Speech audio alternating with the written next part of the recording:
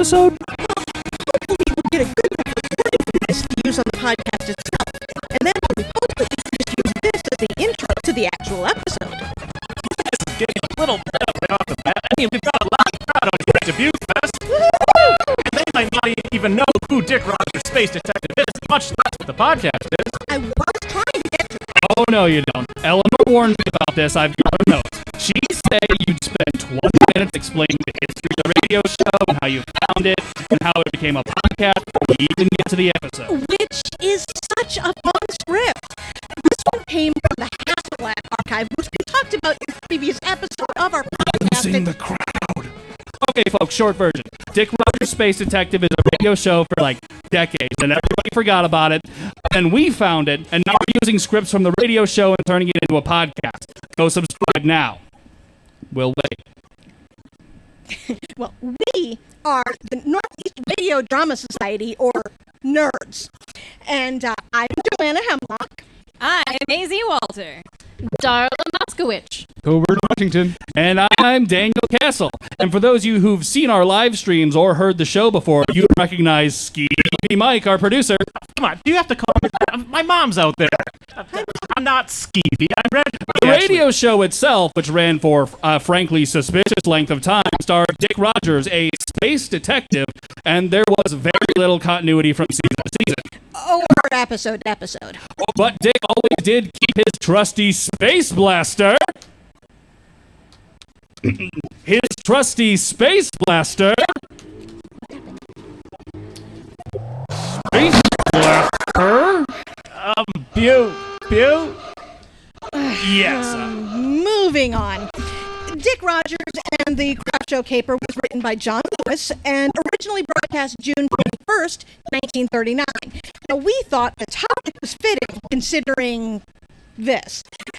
We didn't have the original ads that went with the script, so we compiled a few vintage radio ads with a common subject to demonstrate how things changed from the 30s to the 70s to now. No, we're not doing that. We're not doing that. Look, folks, the blaster sound is broken, so we're going to need all of your help out there. So when I point to blaster, you've all got to say, pew, pew. All right, let's try that out. Blaster. Pew pew. All right. Now, one more thing. We wanted to address our casting. We've been gender blind in our casting from the start, so don't let that trip you up. Hit him with the music. Mike. Thank you.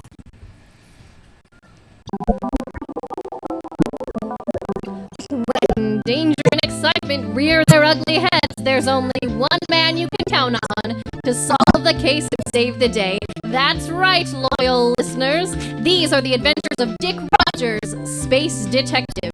This week, Dick is finally taking a much-deserved vacation in Ringsburg, a city built on the rings of Saturn. While trying to relax and enjoy this rare luxury, he's decided to stop by a craft and folk art show. But where there's a space detective, there's bound to be a crime. Tonight you're in for a thrilling tale of theft, cultural intrigue, a shootout, and a rousing chase. All part of Dick Rogers and the Craftshow Caper. Brought to you by this episode's sponsor, United Standard Asbestos. United Standard Asbestos is the leader in safe, durable, and affordable home insulation. Let's listen in as Betty and Helen discuss a recent home renovation. Just this last weekend, Tom installed new insulation in our attic. He must have been tired from lugging those heavy insulation tiles up the stairs. Did you have to draw him a hot bath afterwards? No, he hardly broke a sweat. Since he installed United Standard Asbestos insulation tiles, their new Duralite tiles are twice as insulating as fiberglass, but at half the weight. He finished so early, he was able to take the afternoon off to play golf while I made dinner. That sure sounds great. Aren't you worried about the fire risk? My gas company says that houses that are insulated are more likely to burn down. While that may be true for most kinds of insulation, that's not true for United Standard Asbestos insulation. Asbestos is naturally fireproof, so I can rest easy knowing my family is protected by asbestos. That's wonderful. But how is that possible? It sounds too good to be true. I I thought the same thing. But I read that asbestos is actually a safe natural mineral mined right here in America. The millions of fibers that give it its flexibility and insulating properties are present from the moment it is mined to the moment it's installed in your house.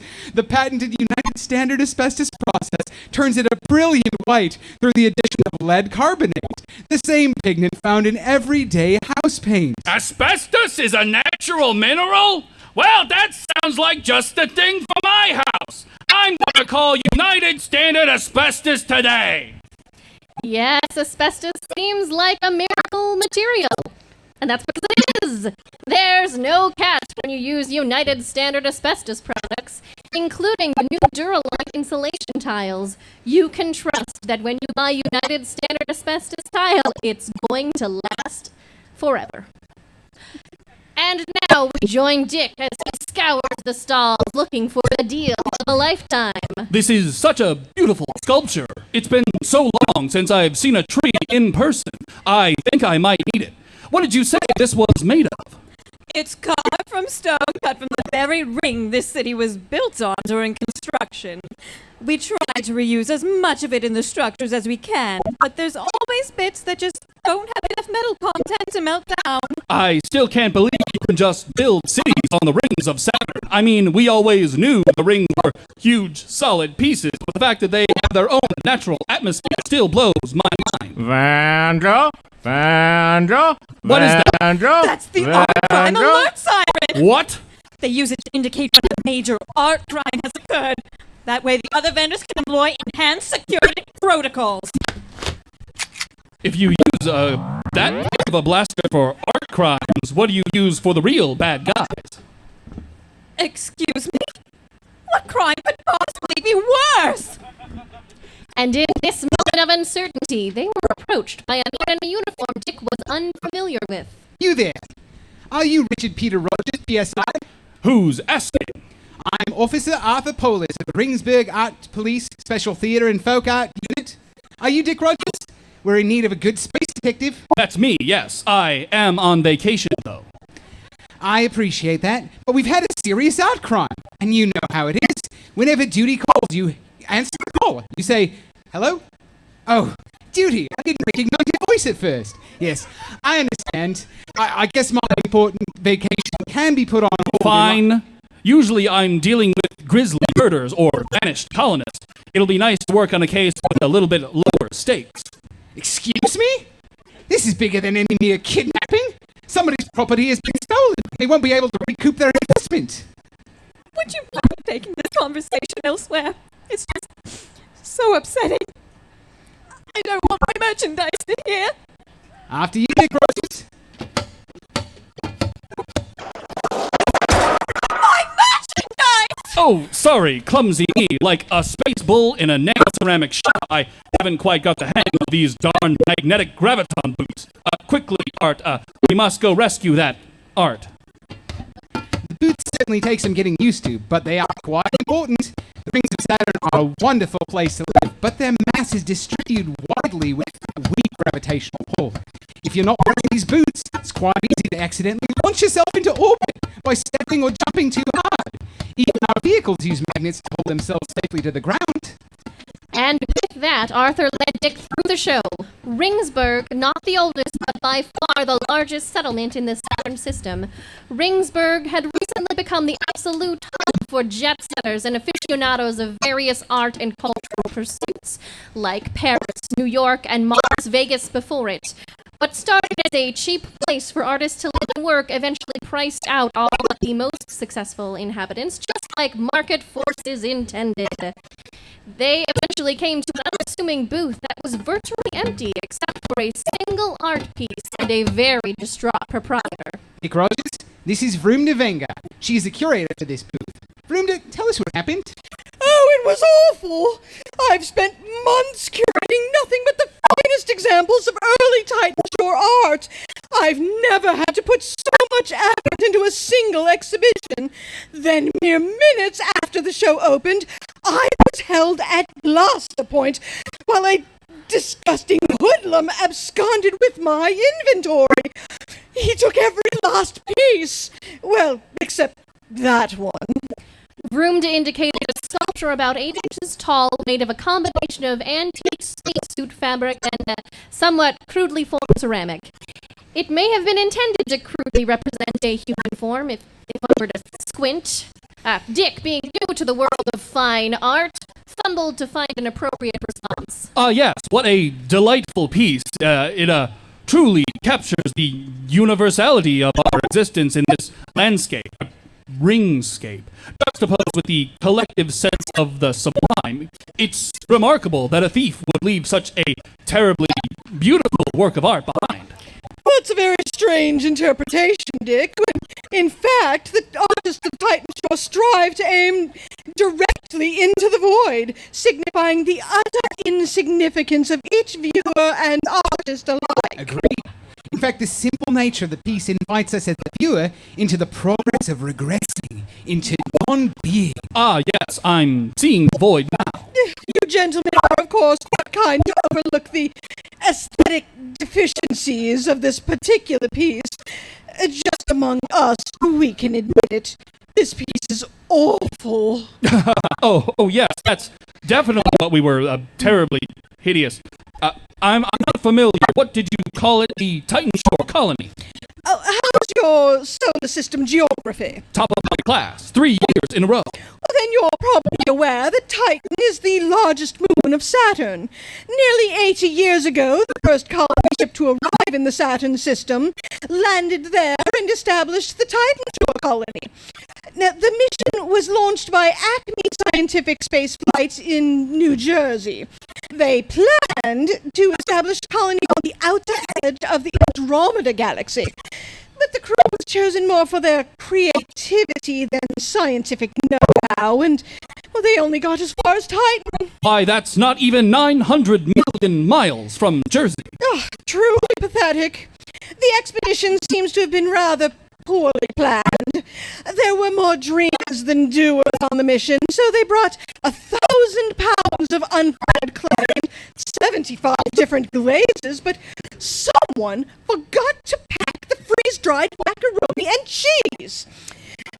Nonetheless, the colony gave mankind a firm foothold in the outer solar system for future expansion and colonization.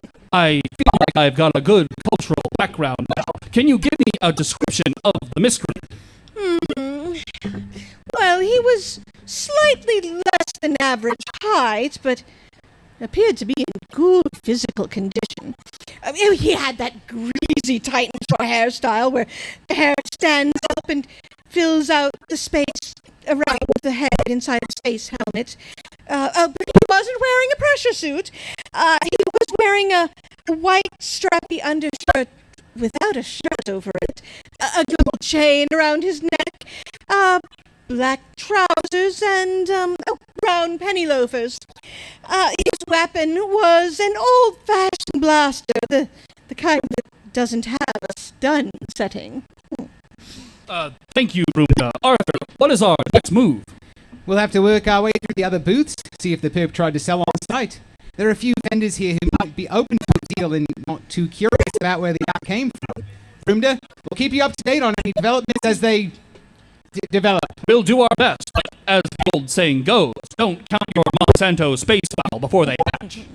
And with that, Dick and his temporary partner struck out looking for clues.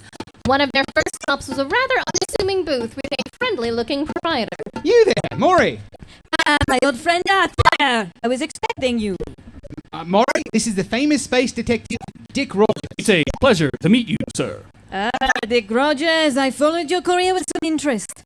You may be surprised to learn that many years ago, I actually held your position at the JIF Investigation Unit. You must be the Maurice Sommelier. Every GIF member is familiar with your work. I see you kept the mustache.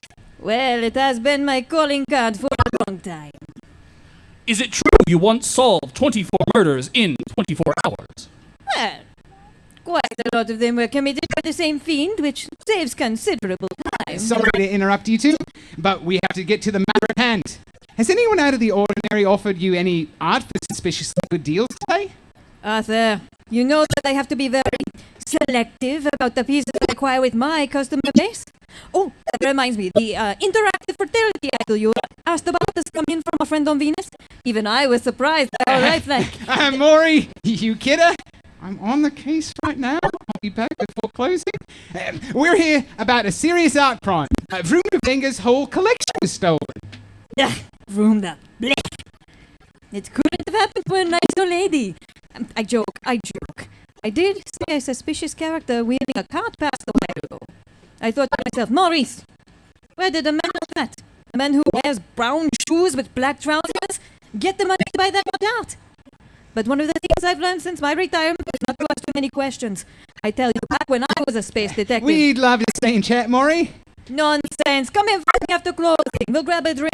Dick, you're buying. Gladly. And, I'll see you later, too.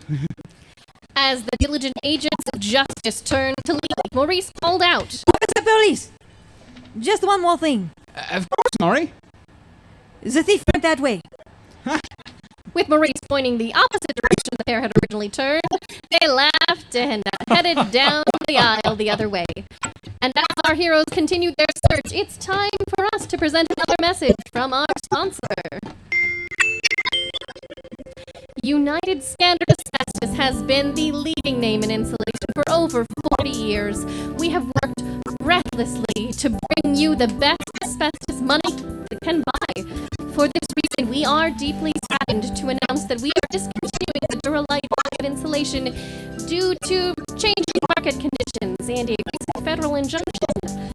As such, we are turning a new leaf with our new name, USA Products. Still the same great United Standard Asbestos quality, but with a name that reflects our true patriotism. We believe that there is still a bright future for asbestos. Due to its unique, heat-resistant properties, no material on Earth can match the performance of our Breakbestos brake pads.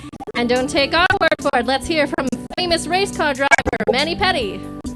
Whether I'm out on the track winning races or on the streets pushing 400 horsepower through the rear end of my Chevelle, I need to know that I can stop on a dime if there's a kid out playing in the street, or if I see a high little number on the sidewalk who's not smiling. That's why I only use Breakbestos brake pads. I wouldn't trust any other brake pad to get the job done correct. You can just see the quality when you put them on. The billions of tiny asbestos fibers grab that wheel and stop it like nothing else. If I didn't have Breakbestos, I don't know what I would use. Take it from me, famous race car driver Manny Petty. Breakbestos are the best. As you can hear, Breakbestos is the trusted choice for any car. Next time you get a brake job, make sure you ask for the finest. Ask for Breakbestos from the new USA Products. And now, back to the riveting action. The diligent duo worked their way through the show, talking to many other vendors, including a booth run by a licensed expert on Titan Shore art. But search as they might, they find neither hide nor hair of the stolen artwork. In fact, they were nearly ready to head back to APSTFU headquarters when they spotted a figure of particular description pushing a heavily laden cart towards the exhibition hall exit. You, with the cart, hold it right there. You make good gumshoe will never catch me. Get down, Dick. The perp drew his blaster and fired wildly at our heroes. And with that, the alleged art thief darted through the exit, shifting the cart he was pushing as he did, blocking our heroes from getting through the door. Drat! There's no way we can get that cart out of the way and get through before he gives us the slip. Don't worry, Dick. I know this street. There just happens to be a service door a little further along the wall to the left. Still, we'd better hurry. What if he's got a vehicle outside? This way.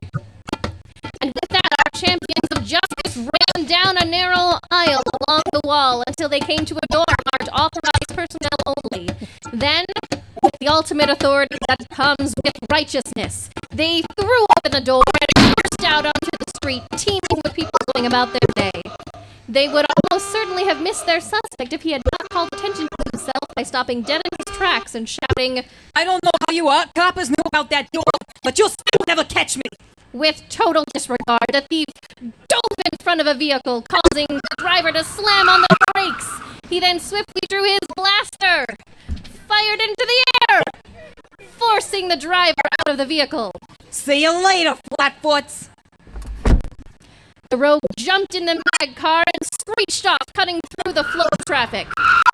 Drat and dang it, we'll never catch him now. Don't despair, my friend. Two can play at that game. And with that, Dick pulled not a blaster, but his GIF badge out of his pocket and approached a nearby vehicle, fresh from the hydro wash. We need to commandeer this vehicle. What is the meaning of this? I'm not giving you my vehicle. I just got it detailed. We are in hot pursuit of a vile art thief. An art thief?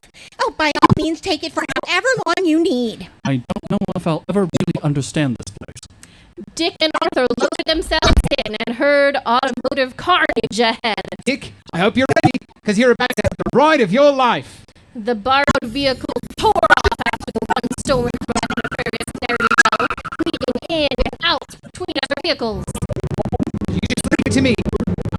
I've completed nearly a dozen courses in crisis driving. What did you pass?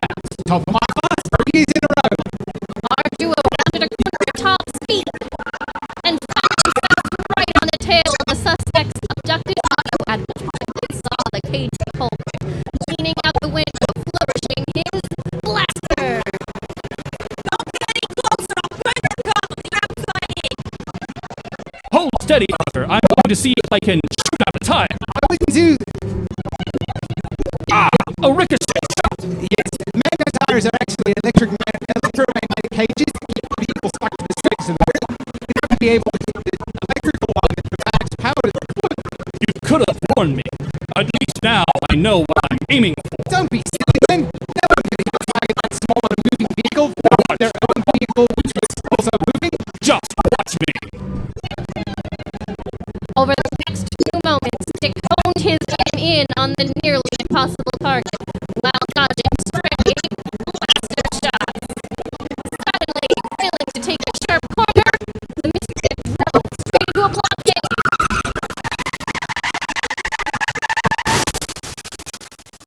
Leaning out the window as he had been, the villain was nearly ejected from his abruptly stationary sedan, losing his grip on his weapon in the process. Arthur and Dick brought their lone machine to a halt and leaped into action to secure their suspect. Don't let him get away. There's no way he can outrun us. Like a true descendant of Titan show, he's not wearing graviton boots. Dude, launching himself, he can only shuffle slide, and you can't build much speed that way. True to Arthur's observation, the thief was moving at an odd, sliding gait that keeping both feet in contact with the sidewalk at all times. But just as Arthur noticed him, the miscreant noticed the forces of good gaining on him. He hesitated for a moment before instinct took over and he broke into a more conventional run for a few steps, at which point he realized his feet were no longer in contact with the walkway wall. Curse you, Lightfoots! He wildly flailed to grab the nearest streetlight or pedestrian, but couldn't quite catch hold as he continued to drift up from the ground. Keep an eye on him. This happens all the time. We've got light ropes every few dozen yards just for this purpose. Grab the nearest line. And with that, Arthur sauntered off, and Dick was able to come to a gentle stop just below the criminal, slowly floating spaceward. Hey, I'm not that far up yet. I bet you can grab my leg if you reach. I may be able to at that. It looks like you barely gave yourself enough velocity to escape the weak gravity here. Why, you must be floating off at just a couple of inches per second. Just grab me. You're the law. If you let me float off, you won't have anyone to arrest. Ah, but you see, you've abandoned the stolen art. We can technically just return that and save ourselves a mess of paperwork. You can't do that. I've got rights too. I guess there is the car you've wrecked, but I'm sure the owner has insurance to pay for situations like this. That's hilarious. You can still reach me if you jump. You know, we haven't been introduced. My name is Dick Rogers, and I'm a space detective. You may have heard of me. What is your name? Of course I've heard of Dick Rogers. My name's Paulie Long. Paulie began awkwardly removing his belt. Here. I'll swing this down towards you. Just grab it and pull me in. But Dick barely made a move to try to grab the belt, even though it was easily within reach. It's nice to meet you, Paulie. You know, I'm on my first vacation in almost 3 years. Well, I was before I got called to help track you down. Not that I'm lying, of course, but today I didn't really know anything about the Titan Shore colony, and it's a terrible shame. It seems like your people have such a rich and interesting history. Here, I'll swing it down again. Just grab it. Oh, shoot. Missed it by that much. Polly, I'm curious. Tell me, what was it like growing up on Titan Shore? You can still reach it. I thought you might want to share your culture with an outsider. What's the matter, Polly? Are you distracted for some reason? You can still reach it. Ah, dang, just out of arm's reach. You know, I'm usually much better at catching people. Famous for it, in fact. What do you want from me, you sadistic creep? You think my life is a joke? Not at all. In fact, my colleague from the local art police should be back soon. He said something about life ropes the city had installed for situations just like this. Thank God. I just hope he hurries up. Young man, I'll thank you not to take the Lord's name in vain. I promise I won't do it again. Just toss the rope. I don't know, Arthur. He seems like a pretty hardened criminal. You know how it goes. We bring him in, he does his time. When they release him, he gets some poor art merchant on the business end of the blaster the very next day. This seems like a bit of a self-cleaning oven situation here. I see your point, Dick. And it would save us a considerable amount of paperwork. You can't do this to me. I'm a human being. Just throw me the rope. I guess it would be cruel of us to let him drift off like this. Imagine it. It would be absolute torture. You know exactly what's coming, albeit very slowly, without any way to prevent your fate. If it was me, I would do just about anything to get out of the situation. I will. I'll do anything. I'll waive my rights to an attorney. Just throw me the rope. Oh, Arthur, I'm so glad you've made it back with the life rope before Polly drifted too far. Oh, thank you, thank you, thank you, thank you, thank you, thank you, thank you. Arthur thank you. gently tossed the rope out to where Polly could snag Thank it. you, you beautiful people. Oh, now, Dick, we've got to be careful to pull him in slowly and gently. It's easy to pull too hard, and he's slammed with force once momentum and gravity turn in our favor. We don't want to bang him up. Definitely, the car crash surely banged him up badly enough. Oh, thank you. Thank you, thank you. Thank you. Thank In you. no time at all, those dashing do-gooders had Polly up and loaded into their commandeered conveyance. And as they make their way back to the convention center where today's tale began, we've got one more message from our sponsor. Hey, Skeevy Mike here with another amazing deal for you. I'm launching my latest home renovation business, Skeevy Mike's Miracle Insulation. I'll insulate your whole house for only $39.95. That's right, the whole house from top to bottom for less than a carton of smokes. Now, I can hear you saying, Skeevy Mike, how can your prices be that low? It's all thanks to the miracle of asbestos insulation. It turns out, if I show up at construction sites and say, I'm here for the asbestos, they just give it away. Sometimes they even pay me to take it. That's how I pass the savings on to you. So give me a call today and give me and set up an appointment to get your house insulated. I'll fill up my unmarked panel van full of asbestos and bring it to your house and get to work so you can sit back and relax. Then you can breathe a sigh of relief, knowing that your house is completely insulated. Call today! We now rejoin those keen servants of the law as they re-enter the art show and prepare to return Vroom Devenga's missing artwork. Someone must have noticed the cart Polly left at the art and cleared the exit. I have a feeling I know who did it. Yeah? Boys, I see you've done your duty and saved the day once again. Maury, how did I know you'd be the one to clear the exit and corral the stolen artwork? I'm just naturally curious, you know. I know where you're coming from, but I have a feeling, but from the look on your face, that there's more to the situation than just gathering the loot. How astute. So why exactly do you look like the cat who got the canary, my old friend? If you don't mind, Arthur, I'd love to take this opportunity to evaluate the abilities of my indirect replacement here. I feel like a bit of a fish out of water in Ringsburg, what with the difference in priorities when it comes to crime, but I'll give it a shot. I'll start with the obvious. Our friend Maurice here was alerted to the theft by our conversation earlier. So when we heard the ruckus that occurred during our first contact with Polly, the art chief, he decided to investigate and ended up securing the stolen merchandise while simultaneously clearing the exit and getting this building back in line with fire code. Naturally. But if that were all, he would have merely returned the art back to its owner and caught up with us at the conclusion of today's dramatic activities. This suggests to me that he discovered something about the situation from his contact with the art or the cart that had been used to misappropriate it. At this point, Dick took a moment to observe exhibits A and B in an attempt to gain a window into the mind of his predecessor. Now, from what I can observe, this cart appears to be totally run-of-the-mill. It is functionally identical to the other carts that I've seen observed using from those who have purchased art at the show here.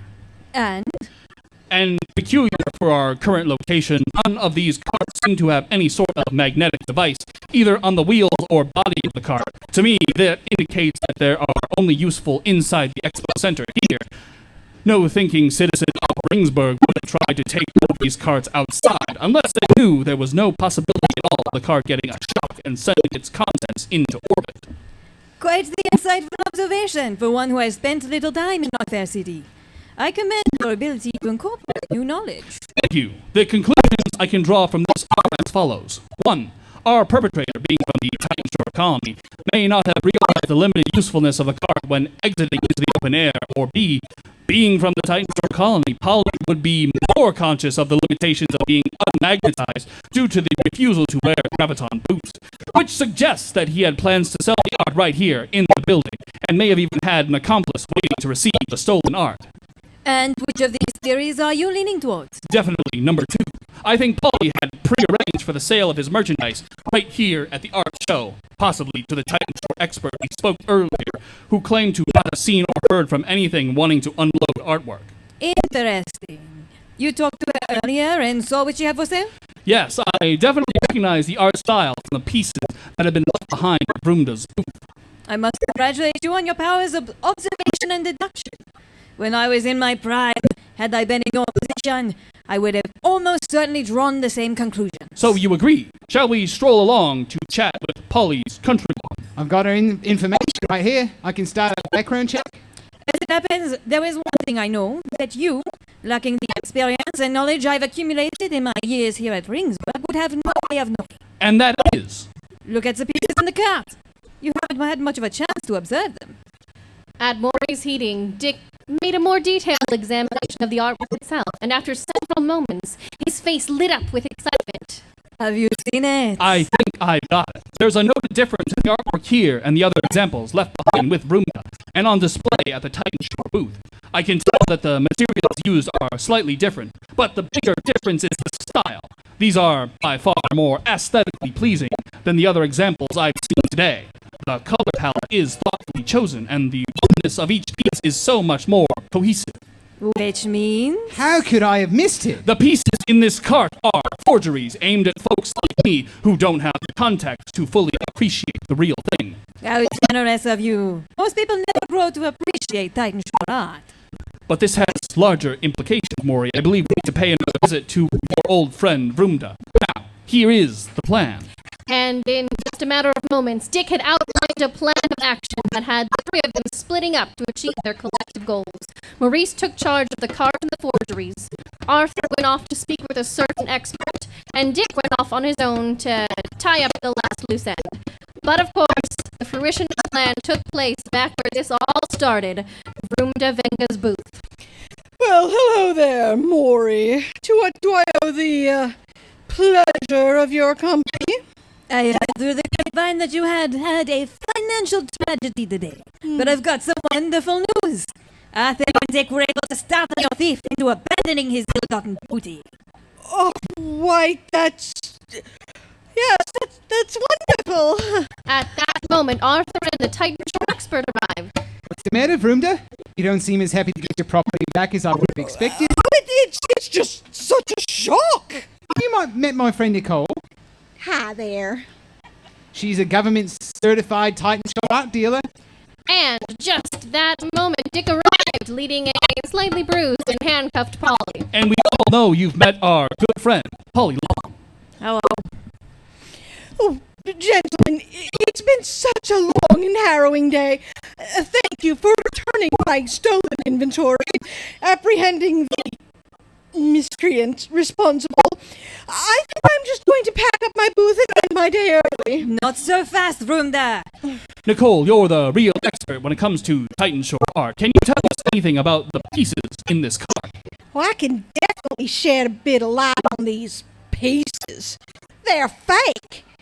They wouldn't fool anyone who truly actually collect Titan Shore art. Is that so? So they're fake. Is it a crime to sell fake art? I've had a brief conversation with Polly here. He was able to confirm a few suspicions I had in mind. And those suspicions would be... She hired me to steal her stuff. She didn't care what happened to it afterwards. She just wanted it stolen. Now, that's awfully strange behavior for someone whose financial livelihood depends on selling art. You're going to trust an art thief? We've been through a thing or two with Polly today, and I feel like I can trust him to give me the straight dope. Damn straight. Language? Sorry. Now, I think I know what really took place here today, and I'll lay it all out and give you a chance to defend yourself before Arthur hauls you and Polly out here to the Slimer. This morning, you told us you spent months curating this collection, but I think you exaggerated. You slapped together whatever pieces you could get on your hand, and it wasn't until last night you actually took the time to look at your offerings. At which point, even a dilettante like yourself couldn't help but notice something was off. After a moment of research, you discovered almost all of your inventory were forgeries. At that point, you could have cut your losses, but you wanted that payday. You thought you could spend a little more money to hire Polly here to steal your merchandise and cash in on your insurance policy to more than recoup your exaggerated losses. Now that's what I call space detection. You're very clever, Mr. Famous Space Detective, but you'll never prove it. I actually record all my business conversations in case things go south like they did today. I've already given the recording to Dick.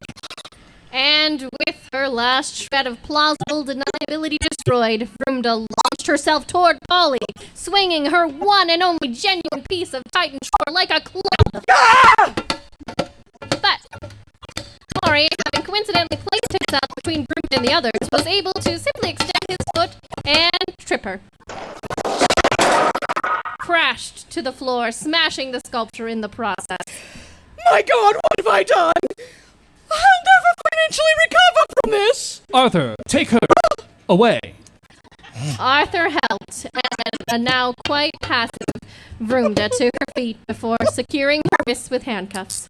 Right, Brenda, you and Polly are coming with me. Dick, Maury, I can't thank you enough for the help you've given me with this case. It's all in a day's work for a space detective, even a retired one.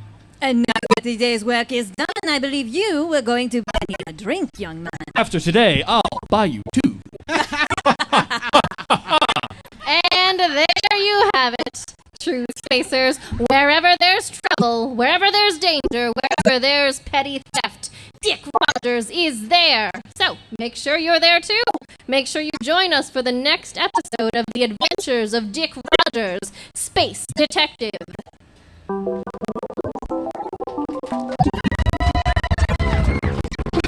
Even more fun than I thought it would be. Technical difficulties and all. Sorry again about that. I don't know how I could have lost the blaster sound. There they are.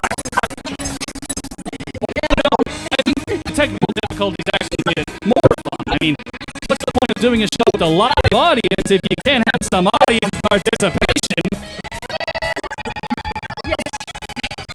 We would like to thank you all for joining us here today at Dubuquefest. We hope that you liked Dick Rogers Space Detective enough to check out our podcast. Now, we've got to do some stuff for the audience that will eventually be listening to this at home. But before we do that, I do want to live out my secret rock star dreams. You've been a lovely audience to Dubuquefest. Thank you. Good night. We love you all. Okay, hit it with the handle, Skeevy Mike. Just Mike, please. Okay, sorry. I'm the real Skeevy one. Hit it with the handle, Mike. We're on Facebook at Dick Rogers Pod, on Instagram at Dick Rogers Space Detective, and Twitter at Rogers Space. And you can join the nerds on Patreon at patreon.com/space_detective. And make sure you subscribe wherever you listen to podcasts, which will make it easier to join us for your next Dick appointment. Same space time, same space place. Well, at least the same time and place for the people who weren't here to watch live. You know, this would be the better part to do the rock star thing. Anyway, thank you. Good night. This episode's nerds are Wendy Wilward as Joanna, Vroomda Venda, Driver, and Nicole. Logan Wright as Daniel, Helen, and Dick Rogers.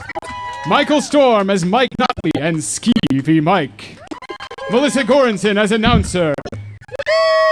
Nicholas Johnson as Betty and Arthur Polis. Emily Anderson as Merchant, Maury, Manny Patty, and Polly. Dick Rogers and the Craftshow Caper was written by Nicholas Johnson and Michael Storm. Sound design by Michael Storm, with the assistance of the Dubuquefest audience. Thanks for helping us out. Music by Nicholas Johnson. Thanks, guys. Yeah, don't be here next week. We won't be. Yeah.